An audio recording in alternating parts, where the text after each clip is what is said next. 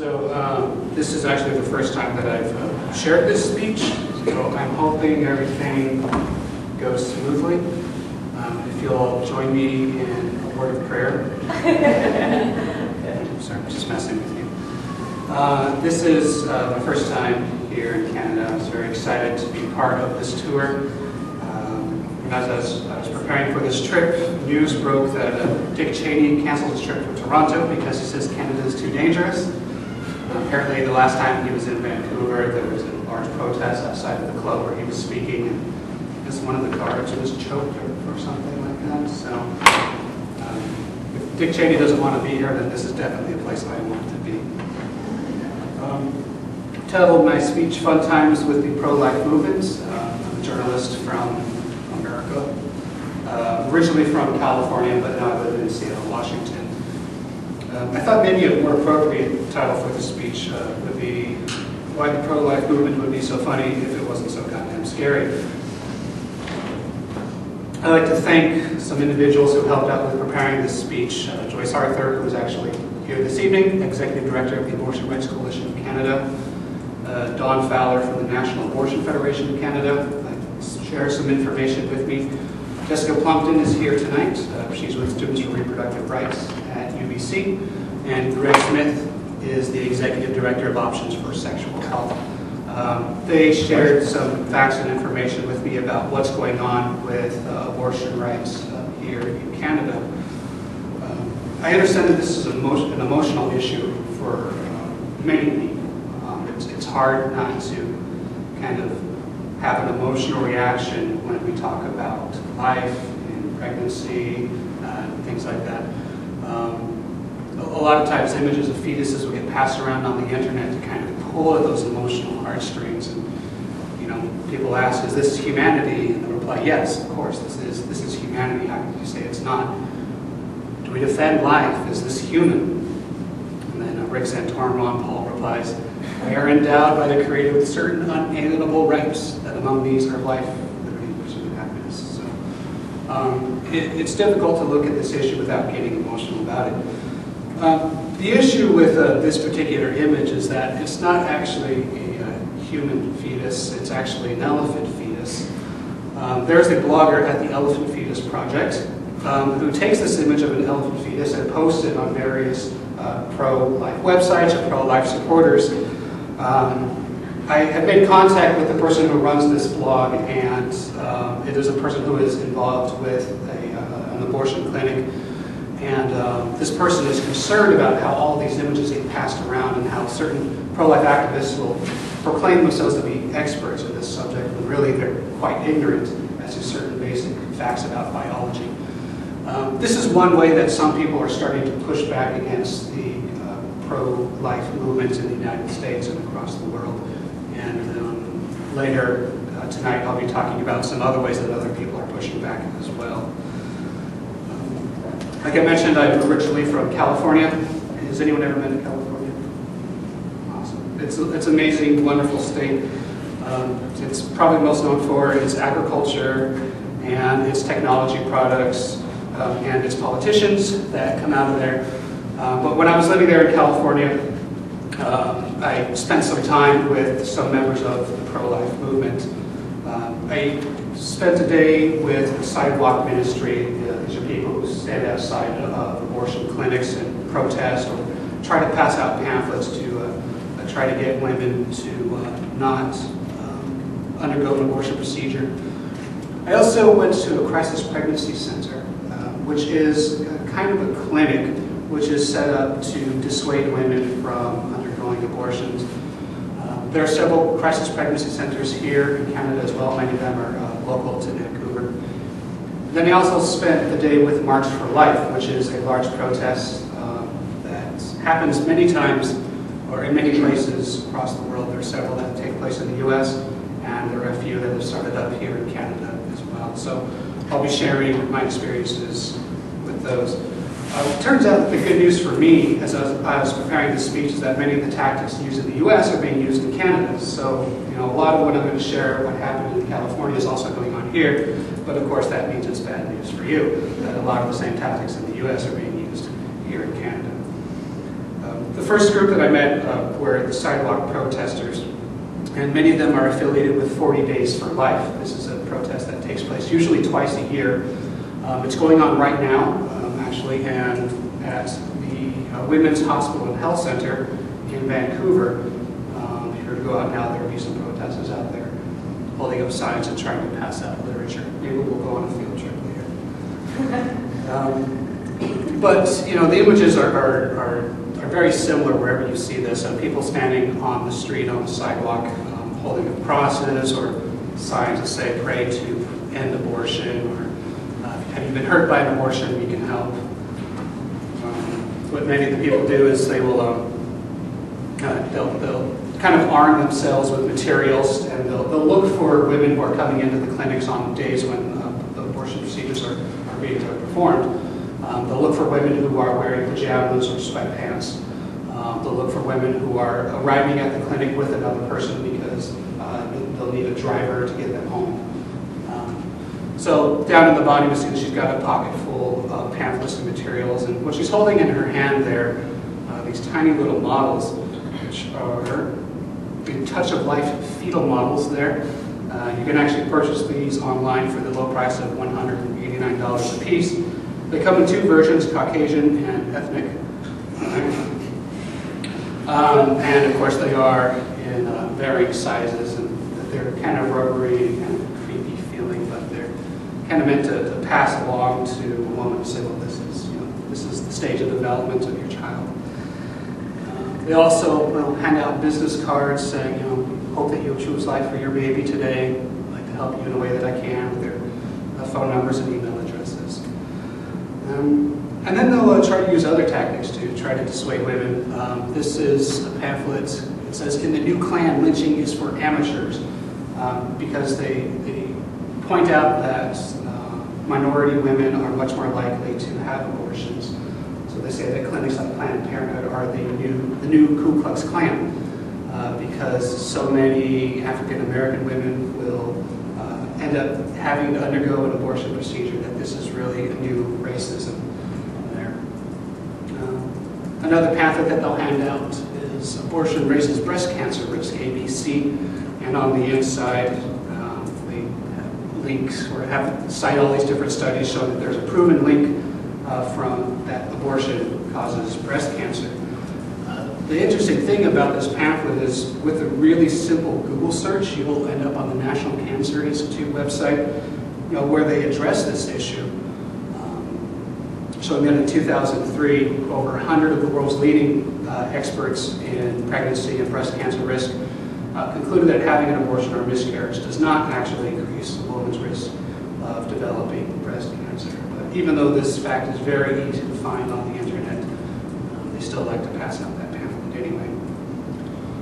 I also spent some time at a crisis pregnancy center in Sacramento, California. I'm sorry, centers. But this is from the Pro-Choice Action Network.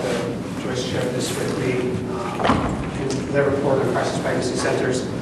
You'll see these advertisements on buses, on billboards. If you take a lot of public transportation, you'll see these advertisements. Are you pregnant and scared? We can help. But crisis pregnancy centers far outnumber the number of abortion clinics, both in the U.S. and here in Vancouver. Here's a list. How current is this list? Anyway, it was updated in January 2009. I think it's still quite accurate. Okay. So there are many different clinics, or supposed clinics, I should say, here in the Vancouver area. What's interesting is they will oftentimes set up very close to abortion clinics, and they will often choose very misleading names like Pregnancy Options Center or Options Pregnancy Center. There's some in California like Life Choice, and leading to this idea that you have, they'll kind of talk to you about different choices that you might have, even though they will not provide referrals to abortion services, or they'll try to dissuade women from undergoing a procedure. You can easily be confused by these names. In fact, Apple's iPhone was also confused by crisis pregnancy centers. women would ask Siri, the new digital assistant on the iPhone, where can I get an abortion? Siri would give them answers of she would give results of crisis pregnancy centers instead. Now, some people thought that there was some kind of conspiracy, that maybe the pro-life movement had infiltrated Apple or something like that. But it was a glitch. Apple said that they were going to correct it, they were going to fix it.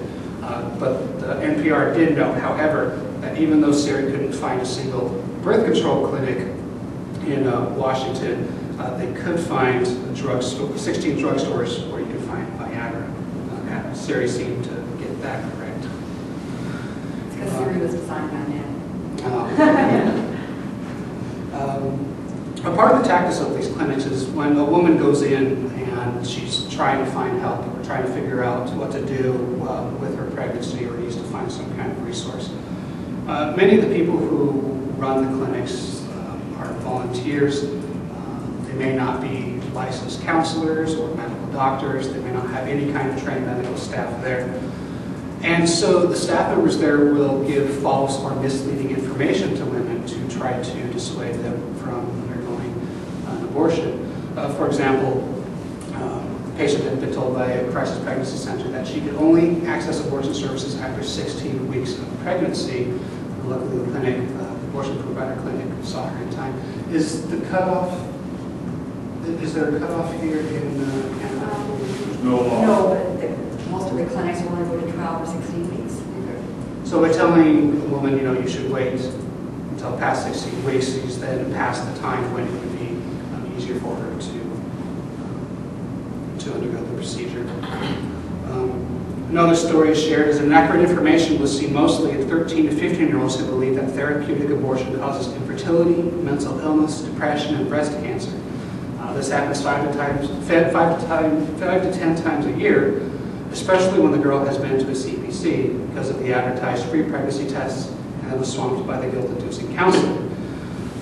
I actually brought some of the pamphlets with me that I obtained there, so later as we go out to the pub, you guys are free to look them over yourselves. But it's not just about abortion. These clinics are also trying to push a conservative, faith-based approach to sexuality, of not having sex before marriage or outside of marriage. This is one pamphlet that I really liked. It's called Oral Sex, Harmless Fun. You got another one, How at Risk Are You? It starts out on the front, you're supposed to figure out your risk of exposure to HIV or other sexually transmitted diseases. Write in this space the total number of sexual partners you have had. So then after you write your number in there, you open up the pamphlet, and it shows that if your partners have had the same number of partners that you have had, then you are being exposed to that number on the right. So now you would think that if they're saying that exposure to all these different sexual partners puts you at greater risk, that they would be promoting safe sex practices. But of course, they don't. Do condoms really make sex safe? Filled with information about how condoms break, or they're not 100% effective. Trying to dissuade people from using condoms. I also learned that they also provide services for women who have had abortions and feels guilt about that decision. Rachel's Vineyard is a retreat for men and women who have had abortions. I don't want to treat this lightly because I do know that some people, when they do have abortions, they do feel guilty, or they do have some trouble with it. I mean, most women report a sense of relief and a sense of happiness and feeling less stress. But of course, there are some that do have trouble with that decision. So I don't want to make light of that. But this is a commercial for Rachel's Vineyard, which I found on YouTube. You seem so stressed lately. What's happened? I just can't do the thing anymore. No. A few months ago, I had an abortion. I just can't stop thinking about it. It's difficult, I know. I've been there myself. Really? You seem okay. I wasn't, and then I got help at Rachel's Vineyard. You should call them. Rachel's Vineyard, healing the pain of abortion, one weekend at a time. No, it's kind of a weekend retreat where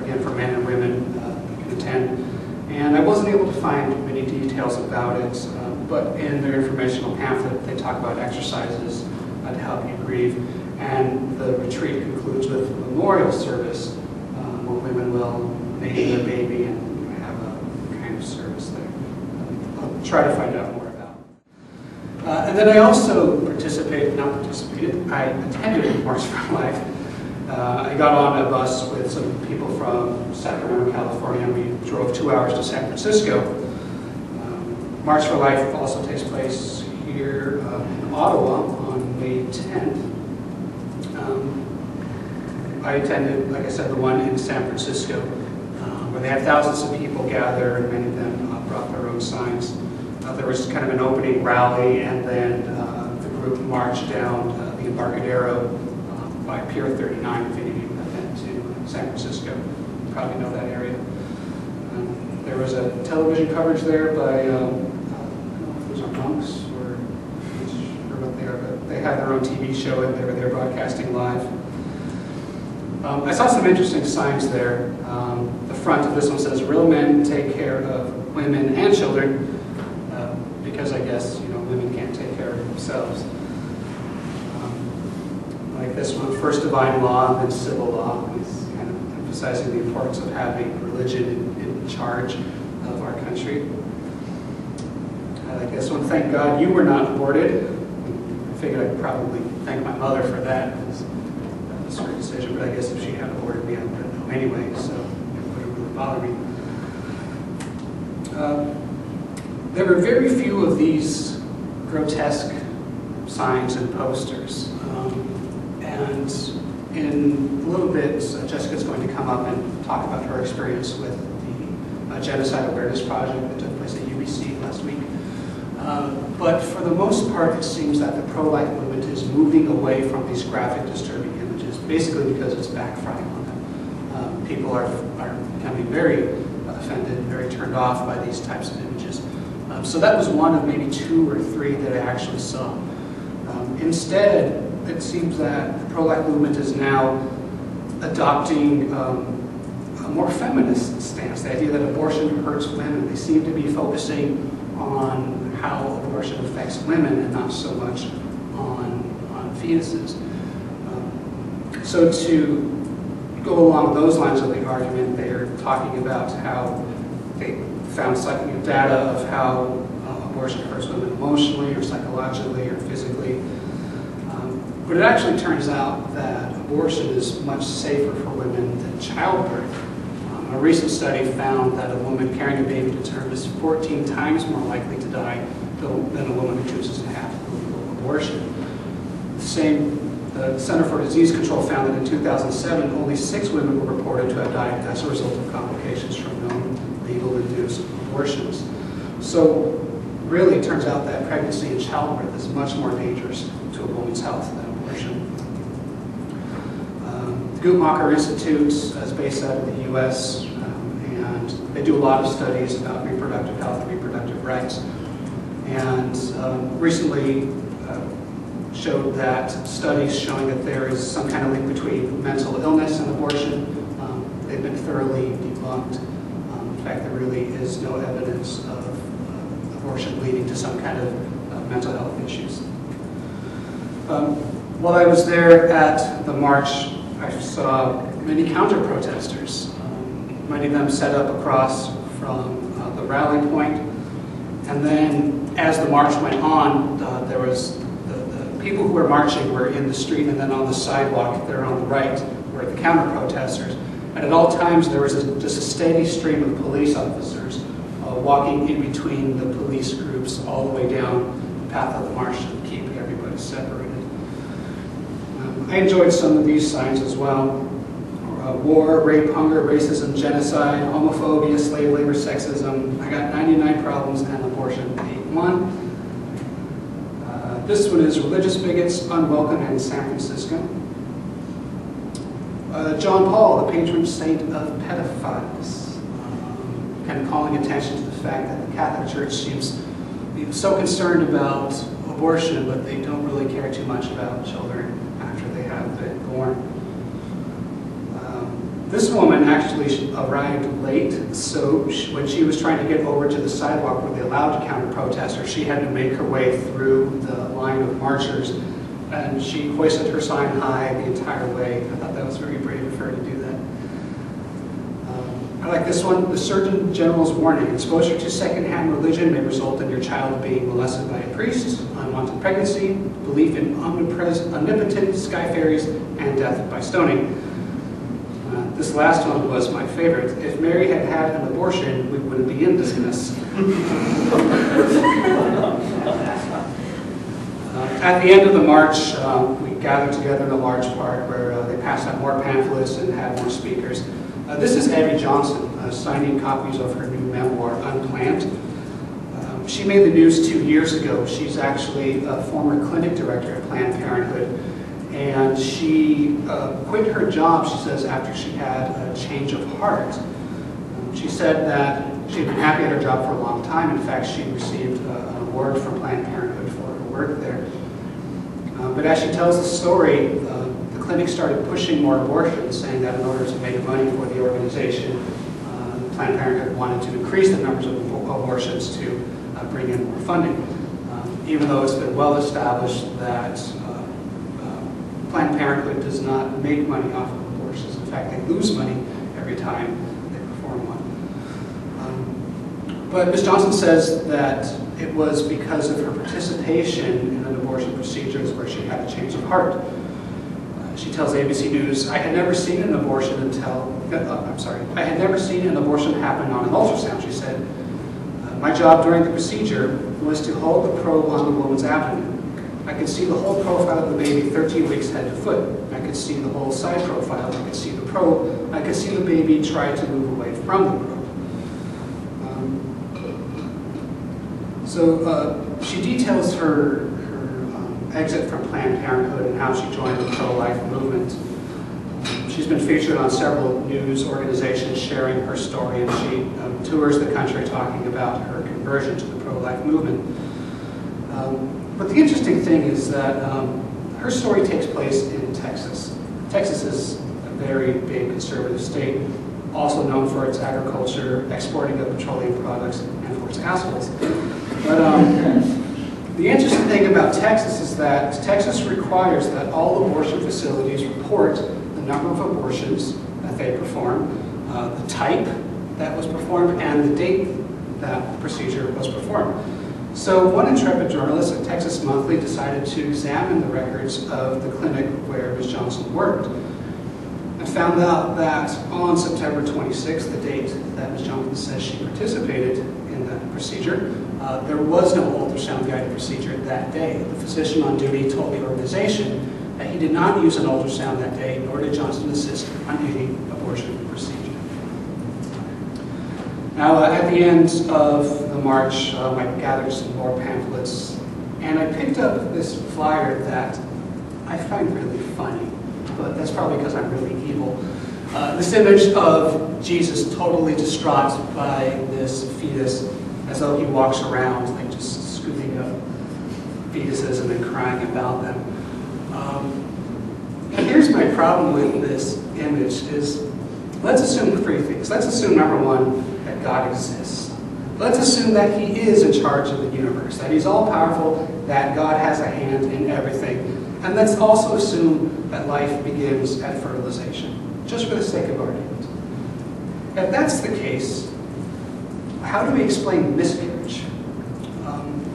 Miscarriages occur in about 15 to 20% of pregnancies. Most women have a miscarriage before they miss their period, before she's even aware that she is pregnant.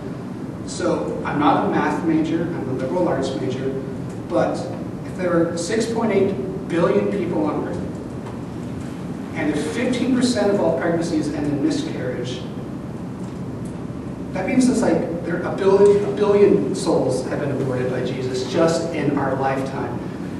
And so while the pro-life movement seems to think that God is distraught by abortion, it really seems that he's the greatest single abortionist of all time by letting all these miscarriages happen. And I don't understand why the pro-life movement doesn't protest outside of Catholic churches where they worship this great abortionist.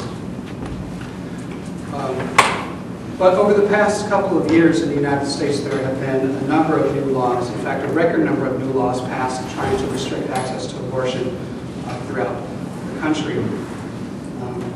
Some politicians have actually tried to fight back against this push in very creative ways. In Columbus, Ohio, before getting a prescription for Viagra or other erectile dysfunction drugs, men would have to see a sex therapist, receive a cardiac stress test, and get a notarized affidavit signed by a sexual partner affirming impotency if State Senator Nina Turner has her way.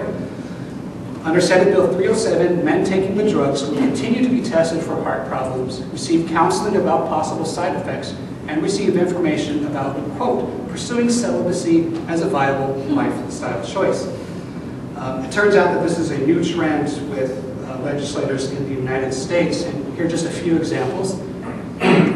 In Delaware, the city council has recognized the personhood of semen because each egg person and each sperm person should be deemed equal in the eyes of the government.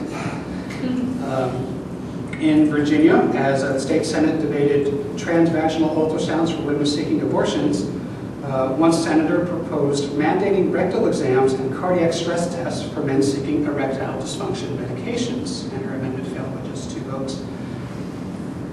In Georgia, the House bill banning abortions after 20 weeks was responded by another bill that would outlaw most vasectomies because they leave thousands of children deprived of birth.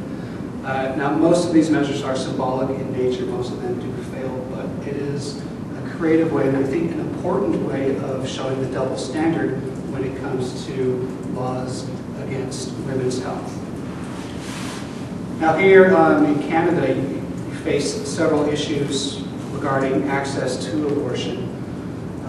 Options for Sexual Health recently proposed mandating free contraception for all residents of British Columbia. That proposal was rejected by the local government, but they have created an online petition that you could all sign on to, and I will provide the links to those later. Access to abortion still has some problems here. There are no abortion services available in Prince Edward Island, but speaking to Dawn Fowler at NAF, she said that they are currently making a program to fly doctors in to Prince Edward Island to provide those services when possible. Another one of the issues is that of interprovincial billing agreements. I'm not an expert in your awesome healthcare system, which I'm totally jealous of. But abortion is the only medically necessary procedure that is excluded from a list of services where provinces can bill each other for services. So, for example, a student who lives here in British Columbia but may attend school in Alberta, she would have to pay for her own abortion up front and then have to get reimbursed by British Columbia. So you can imagine that at $500 to $600 per procedure, this is a very difficult upfront cost for women, especially for low-income women. And that's one of the barriers facing women here. We're talking about what you can do. Probably one of the best things you can do is contact your members of parliament. Let them know where you stand on certain issues. Some people may think that when you see people protesting outside of abortion clinics that you should set up a counter-protest. But Ms. Fowler at the NAF said that's probably not a good idea because it creates this very antagonistic, very confrontational setting outside of the clinic. And it's probably not the best setting for people who are just going in to receive health care. She says that it would be best if you do want to hold some kind of support rally that you do it away from the clinics. There are also some websites that do something. One, as you can see, this is a rough draft of this speech, which I've not gone through before. But here are links to some pro-choice and websites here that you can join in, that you can get involved with, where you can show your support and see what kind of programs they're involved with. If you scan the QR code on your smartphones, you'll get those links saved to your phone as well. So that's my very quick, very non-climactic conclusion. But thank you for coming out here this afternoon.